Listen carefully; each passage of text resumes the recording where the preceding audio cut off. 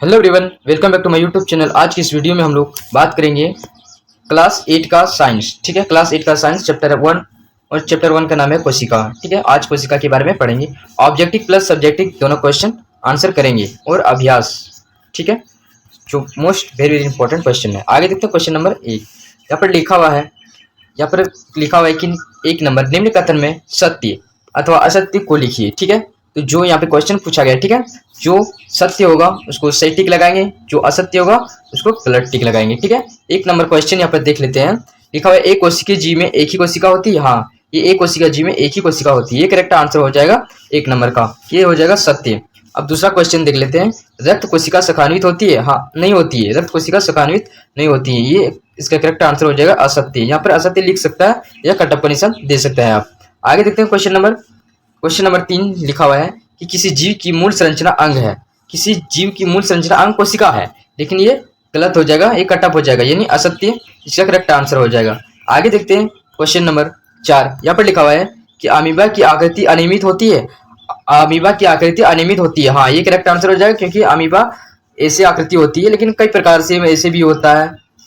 ठीक है, अलग अलग प्रकार से होता है। ठीक है, इसका कोई कंफर्म आकृति नहीं है। ठीक है, आगे देखते हैं क्वेश्चन नंबर। यहाँ पर लिखा हुआ है पौधे की कोशिकाओं में अपेक्षाकृत बड़ी रीतिका पाई जाती है। यहाँ पे एक थोड़ा मिस्टेक है, पौधे या पादप कोशिका एक ही है। ठीक है, तो यहाँ पे एक क्वेश्चन बोला कि पौधे की कोशिकाओं में अपेक्षाकृत बड़ी रीतिका पाई जाती है। तो करेक्ट आंसर हो जाएगा ये। हाँ, करेक्ट आंसर, इसलिए इसी के कारण से वो हरा होता है। ठीक है, आगे देखते हैं क्वेश्चन नंबर। सबसे बड़ी कोशिका शुतुरमुर्ग का अंडा होता है। हाँ, ये तो करेक्ट आंसर है, क्योंकि सबसे बड़ी कोशिका शुतुरमुर्ग का अंडा होता है, जो कि हम लोग आंख से भी कोशिकाओं को देख सकते हैं। बट जो हम लोग के शरीर में रहता है वो कोशिका यानी सेल हम लोग आंख से नहीं देख सकते, वो सूक्ष्मदर्शी के देख सकते हैं, सूक्ष्मदर्शी के द्वारा देख सकते हैं। आगे देखते हैं 2 नंबर क्वेश्चन। किसी विकल्प को रेखाकृत कीजिए। ठीक है, यहाँ पर 1 नंबर क्वेश्चन यहाँ पर लिखा हुआ है कि केंद्रक में कौन सा द्रव पाया जाता है। ठीक है, ऑप्शन यहाँ पर लिखा हुआ है केंद्रक द्रव्य, केंद्रिका द्रव्य, कोशिका द्रव्य, रसधानी। तो हम लोग का करेक्ट आंसर क्या हो जाएगा? तो हम लोग का आंसर हो जाएगा 1 नंबर यानी क। ठीक है, केंद्रक द्रव्य। दूसरा नंबर क्वेश्चन लिखा हुआ है जंतु कोशिका में क्या अनुपस्थित होता है। ठीक है, ऑप्शन यहाँ पर दिया हुआ है कोशिका झिल्ली, केंद्रक, कोशिका भित्ति, जीव्र। इसका हम लोग का करेक्ट आंसर हो जाएगा ग, कोशिका भित्ति। ठीक है, आगे देखते हैं क्वेश्चन नंबर 3। यहाँ पर लिखा हुआ है कि क्लोरोप्लास्ट किसमें पाया जाता है। ठीक है, तो हम लोग का इसका करेक्ट आंसर हो जाएगा पादप कोशिका या पौधा कोशिका में। ठीक है, इसका करेक्ट आंसर हो जाएगा, और 4 ऑप्शन भी दिया हुआ है, जो कि ये ऑब्जेक्टिव है और वेरी वेरी इंपॉर्टेंट क्वेश्चन भी है। ठीक है, तो आगे देखते हैं क्वेश्चन नंबर 4 लिखा हुआ है अमीबा एक एकल कोशिकी जीव है, इसके एक ही कोशिका में होता है। तो यहाँ पे ऑप्शन दिया हुआ है ग्रहण, पाचन, अन्वेषण एवं उत्सर्जन दोनों। ठीक है, और आगे देखें यहाँ पर लिखा हुआ ये सभी क्रियाएं। तो जो हम लोग का होता है अमीबा एक एकल कोशिका जीव जो होता है, इसका एक ही कोशिका में होता है नहीं, ये सारा काम करता है। ठीक है, ये क्या करता है? तो ये सारा काम करता है, ये सभी क्रियाएं होती है। ठीक है, आगे देखते हैं क्वेश्चन नंबर 3। यहाँ पर लिखा हुआ है कि कोशिका झिल्ली को चयनात्मक परागमयी क्यों कहा जाता है। ठीक है, जो कोशिका झिल्ली को चयनात्मक परागमयी हम लोग क्यों कहते हैं। ठीक है, तो यहाँ पर सिंपल सा आंसर है कि कोशिका झिल्ली एक कोशिका को दूसरे कोशिका एवं घेरे हुए माध्यम से अलग करती है। ठीक है, जो कोशिका से घिरा हुआ है उसको अलग करती है। यह कोशिका को एक निश्चित आकृति प्रदान करती है। जो कोशिका होती है ना, उसका एक कंफर्म मतलब आकृति, मतलब जैसे साइज का हो उसका प्रदान करती है, मतलब उसका कर देता है। ठीक है, और आंतरिक अंगों को सुरक्षा प्रदान, जो भीतर वाला जो अंदर वाला जो अंग होता है उसको सुरक्षा प्रदान करता है। ठीक है, ये करेक्ट आंसर हो जाएगा। आगे देखते हैं क्वेश्चन नंबर 4। छोटा छोटा आंसर लिखना है। ठीक है, कोशिका द्रव में पाए जाने वाले विभिन्न अंगों के नाम और उनके मुख्य कार्यों को लिखिए। ठीक है, हम लोग पहले विभिन्न अंगों का नाम लिखेंगे, उसके बाद कार्यों को लिखेंगे। ठीक है, सबसे पहले हम लोग आंसर में क्या देंगे? कोशिका द्रव में पाए जाने वाले कोशिका अंगक एवं कार्य। ठीक है, जिससे क्वेश्चन बोला है वैसे आंसर देना है। ठीक है, तो 1 नंबर में हम लोग यहाँ पर लिखा हुआ माइटोकॉन्ड्रिया। ठीक है, 1 नंबर में माइटोकॉन्ड्रिया। उसके बाद यहाँ पर लिखा हुआ है कि कोशिका श्वसन के सक्रिय स्थल के रूप में कार्य करती है। जो माइटोकॉन्ड्रिया होता है, जो कोशिका के मतलब सांस लेने की सक्रिय स्थल के रूप में सक्रिय कार्य करता है। ठीक है, आगे देखते हैं क्वेश्चन नंबर 2। गोल्जी का यानी गोलकुज हम लोग भी कर सकते हैं। ठीक है, तो इसको क्या काम है? तो कोशिका में बने पदार्थ का संचरण, रूपांतरण तथा पैकिंग का काम करता है। ठीक है, आगे का 3 नंबर क्या लिखा हुआ है कि राइबोसोम क्या होता है? राइबोसोम प्रोटीन एवं संश्लेषण करता है। जो हम लोग आहार लेते हैं प्रोटीन वगैरह सब, उसको अच्छी तरह से वो क्या करता है? संश्लेषण करता है। ठीक है, उस 4 नंबर क्वेश्चन लिखा हुआ है कि हरित लवक तो प्रकाश संश्लेषण सगरी सरल है। हरित लौह क्या होता है? जो प्रकाश में सूर्य की रोशनी है तो वही प्रकाश संश्लेषण का सगरी सरल है। क्वेश्चन नंबर 5 क्या बोल रहा है? रसधानी। रसधानी क्या है? तो रसधानी का काम क्या है? तो कोशिका के आयतन को नियंत्रित करते हैं। जो कोशिका का आयतन जो होता है उसको अच्छी तरह से नियंत्रित करता है, उसको वो रिकमेंड करता है, ठीक है। अब 5 नंबर क्वेश्चन लिखा हुआ है, कोशिका द्रव एवं केंद्रक द्रव में अंतर लिखिए। ये दोनों द्रव को संयुक्त रूप से क्या कहा जाता है? ठीक है, क्वेश्चन दो प्रकार से पूछा है। पहले पूछा है कोशिका द्रव एवं केंद्रक द्रव में अंतर लिखना है, पहले अंतर बताना है। उसके बाद क्या लिखा है कि ये दोनों द्रव को संयुक्त रूप से क्या कहा जाता है, उसका वो भी 2 क्वेश्चन पूछा है। तो यहाँ पर हम वही आंसर देंगे 2 क्वेश्चन का। सबसे पहले क्वेश्चन में क्या लिखेंगे हम लोग कि प्लाज्मा झिल्ली एक केंद्रक झिल्ली के बीच जो स्थान होता है उसमें कोशिकाएं पाए जाते हैं। जो कोशिका अंग होता है उसमें पाया जाता है, उसका बीच में, ठीक है। इस क्षेत्र में जो द्रव भरा होता है, जो उस क्षेत्र में जो द्रव भरा होता है उसे कोशिका द्रव कहते हैं। जिस भाग में कोशिका मतलब द्रव भरा होता है उसको हम लोग कोशिका द्रव कहते हैं। और केंद्रक झिल्ली से घिरे हुए क्षेत्र को केंद्रक कहते हैं। जो केंद्रक जो होता है ना बीच में जो झिल्ली से घिरा हुआ होता है उसे हम लोग केंद्रक कहते हैं, ठीक है। इसमें केंद्रक के उपांग होते हैं, मतलब उपांग होते हैं मतलब उसका अपोजिट, मतलब हाँ उसका अपोजिट होता है, मतलब जो वो काम नहीं करेगा तो ये काम कर सकता है, ठीक है। उपांग होते हैं। केंद्रक में भरे हुए द्रव को केंद्रक द्रव कहते हैं, ठीक है। तो कोशिका द्रव आगे देख लेते हैं। कोशिका द्रव को हम लोग क्या साइटोप्लाज्म और केंद्रक द्रव के नप्सुलेंस को संयुक्त रूप से जीव द्रव या प्रोटोप्लाज्म कहते हैं, ठीक है। इसको अच्छी तरह से समझ लीजिए क्योंकि आपका बुक में दिया हुआ है, ठीक है।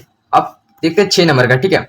6 नंबर बहुत इंपॉर्टेंट क्वेश्चन है और सबसे आसान तरीके से हम बताए हुए हैं, ठीक है। तो सबसे पहले यहाँ पर लिखा हुआ चित्र बनाकर पोत कोशिका और जंतु कोशिका में अंतर बताओ। इसमें तुमको मिस्टेक नहीं होना चाहिए। पोत मतलब होता है पादप कोशिका या पौधा कोशिका, ठीक है। आप दोनों भी बोल सकते हैं, कोई दिक्कत नहीं है, कोई मिस्टेक नहीं हुआ है, ठीक है। सबसे पहले हम लोग देख लेते हैं चित्र बनाकर समझना है। तो चित्र हम पीछे में बनाया है। पहले पादप कोशिका और जंतु कोशिका में अंतर देख लेते हैं, ठीक है। तो सबसे पहले बोलते हैं पादप कोशिका और जंतु कोशिका में अंतर। तो पादप कोशिका एक कोशिका भित्ति, ठीक है, कोशिका भित्ति पाई जाती है। इसमें कोशिका भित्ति नहीं पाई जाती जंतु कोशिका में, ठीक है। पादप कोशिका में हरित लवक पाए जाते हैं और इसमें क्या होता है हरित लवक नहीं पाए जाते हैं जंतु कोशिका में। और तीसरा पादप कोशिका में सेंट्रोसोम अनुपस्थित होता है और जो जंतु कोशिका होता है उसमें सेंट्रोसोम उपस्थित होता है, यानी उसमें होता है और इसमें नहीं होता है। 4 नंबर में क्या लिखा हुआ है? रितिकाएं बड़ी तथा संख्या में कम होती है, इसमें रितिकाएं छोटी तथा संख्या में बड़ी होती है, ठीक है। अब 5 नंबर थोड़ा सा है कि केंद्रक परिधि की ओर हो सकता है। इसमें अधिकांश जंतु कोशिका में केंद्रक माध्यम में होता है, मतलब बीच में होता है, ठीक है। अब देखते हैं, इसको देख लेते हैं पादप कोशिका, ठीक है। पादप कोशिका लाइसोम कहाँ पे है देख लो, खुदरी अंतर्प्रदेश जालिका कहाँ पे है, ये हो गया चिकनी, जो चिकनी अंतर्प्रदेश जालिका होता है इसको। अब कोशिका द्रव किसको कहते हैं? इसको कोशिका द्रव कहते हैं, ठीक है। अब इसको कहते हैं केंद्रक। आप बोलेगे केंद्रक क्या है? तो केंद्रक इसको कहते हैं, ठीक है, बीच वाले को केंद्रक। गोल्जी उपकरण किसको कहते हैं? तो ये जो लाइन बड़ा बड़ा है इसको गोल्जी उपकरण कहते हैं। केंद्रिक झिल्ली किसको कहते हैं? इसको जो बाहरी वाला परत को, ठीक है। प्लाज्मा झिल्ली, अब प्लाज्मा झिल्ली होता है कि ये बाहर वाला जो होता है ना इसको कहते हैं हम लोग प्लाज्मा झिल्ली कहते हैं। बाहरी कोशिका किसको कहते हैं? बाहर वाला को, ठीक है। आगे देखते हैं और यहाँ पे लिखा हुआ है और जंतु कोशिका में देख लेते हैं थोड़ा सा, ठीक है। यहाँ पर जंतु कोशिका में देखो प्लाज्मा झिल्ली इसको कहते हैं। तारक काय किसको कहते हैं? देखो ये वाला को तारक काय कहते हैं। ये गोल्जी उपकरण को किसको कहते हैं? ये अभी जैसे होता है चिकनी अंतर्द्रव्य किसको कहते हैं? इसको बताते हैं। केंद्रक झिल्ली इसमें पाया जाता है, ठीक है। राइबोसोम किसको कहते हैं? देखो राइबोसोम इसको कहते हैं, ठीक है। राइबोसोम लाइसोम इसको कहते हैं गोल वाले को, ठीक है। आप समझ गए होंगे, आई होप आप लोग समझ गए होंगे। 7 नंबर क्वेश्चन है और 2 क्वेश्चन है, ठीक है। 7 और 8 नंबर का क्वेश्चन है और छोटा छोटा सा क्वेश्चन है, देख लेते हैं। कोशिका में क्रोमोसोम अथवा गुणसूत्र कहाँ पाए जाते हैं? उनके कार्यों का वर्णन करें। देखो 2 क्वेश्चन पूछा है। पहले कोशिका क्रोमोसोम अथवा गुणसूत्र कहाँ पाए जाते हैं उनके बारे में पूरा डिटेल्स बताना है, ठीक है। तो सबसे पहले हम लोग बताएंगे। तो 1 नंबर में उत्तर देख लेते हैं। उत्तर कोशिका में क्रोमोसोम अथवा गुणसूत्र केंद्रक में पाए जाते हैं। कहाँ पाया जाता है? केंद्रक में पाए जाते हैं। और गुणसूत्र जीन के धारक है तथा अनुवांशिक गुणों अथवा लक्षणों को जनक से अगली पीढ़ी में हस्तांतरित करता है। जैसे कि जो अगली पीढ़ी जिसका होता है माँ बाप का जो होता है ना उसी प्रकार का होता है, ठीक है। आगे 8 नंबर क्वेश्चन कि कोशिका भित्ति क्या कार्य करती है, ठीक है। तो क्या कार्य करती है? तो पादप कोशिका में कोशिका भित्ति सुरक्षा का कार्य करती है। सिंपल सा क्वेश्चन है और 1 नंबर का, ये 3 नंबर का क्वेश्चन है, ठीक है। 2 नंबर क्वेश्चन क्या पूछ रहा है? कोशिका के आकार का जीवों के आकार के साथ कोई संबंध नहीं होता है, ठीक है। क्या आप इससे सहमत हैं? यदि हाँ तो अपने उत्तर को स्पष्ट करिए। तो आप इससे सहमत हो, लेकिन हम तो सहमत हैं क्वेश्चन के अनुसार, ठीक है। तो इसको हम बताएंगे कि हम सहमत क्यों हैं, ठीक है। तो सबसे पहले क्वेश्चन में देख लेते हैं, आंसर में देख लेते हैं। कोशिका जीव के शरीर की सूक्ष्मात्मक संरचनात्मक एवं कार्यात्मक इकाई होती है, ठीक है। कोशिकाओं को मिलने से ऊतक बनते हैं। जो कोशिका जो मिलते हैं क्या बनते हैं? ऊतक बनते हैं। ये क्वेश्चन पूछ सकता है 1 नंबर क्वेश्चन में कि कोशिका के मिलने से क्या बनता है? तो ऊतक बनते हैं, ठीक है। ऑब्जेक्टिव में पूछ सकते हैं। और ऊतकों को मिलने से अंग बनते हैं। आप पूछेगा क्वेश्चन में कि ऊतकों से मिलने से क्या बनता है? तो अंग बनते हैं, ठीक है। अंग तंत्र बनते हैं और अंग तंत्रों से जीव की रचना होती है। अब आप पूछेगा क्वेश्चन की अंग तंत्र से क्या बनते हैं, अंग तंत्र से जीव की रचना होती है। ठीक है, इस प्रकार यदि भी कोशिकाओं के आकार भिन्न होती है, फिर भी कोशिकाओं के आकार का जीन के आकार के साथ संबंध नहीं होता है, संबंध नहीं होता है। ठीक है, आगे देखते हैं थोड़ा सा। यहाँ पर लिखा हुआ है कि चैनल नाम है सुपर कंसेप्ट क्लास, आप पढ़ सकते हैं इसे। चैनल नाम है सुपर कंसेप्ट क्लास 96। ये मिस्टेक नहीं होना चाहिए, मिस्टेक होगा तो नहीं आएगा मेरा चैनल। ठीक है, पीडीएफ चाहिए तो मेरा चैनल को सब्सक्राइब जरूर करें। इंस्टा में मैसेज कर सकते हैं। ठीक है, मैसेज कर सकते हैं। इंस्टाग्राम आईडी है विक्रम कुमार, जो कि लिखा हुआ आएगा देसी बॉय विक्रम। तो मेरे चैनल को सब्सक्राइब नहीं किया तो चैनल को सब्सक्राइब जरूर करें। धन्यवाद।